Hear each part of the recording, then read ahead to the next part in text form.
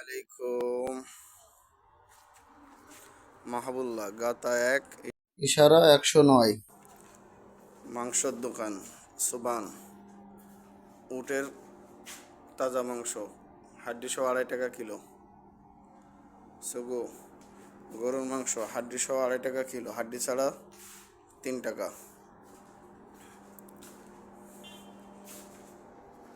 ব্যবসা ১.৫ দিনার কিলো। উটের মাংস তাজা ফ্রেশ ২.৫ টাকা কিলো। বার্গার ১ টাকা। মাশরুম রোবা দিনার, ১ পিস রোবা দিনার। চিকেন মাশরুম ৭৫০ ও উটের পায়া ১ পিস ১.৫ দিনার। ও লাহাম সাফি, শুভ মাশাল্লাহ।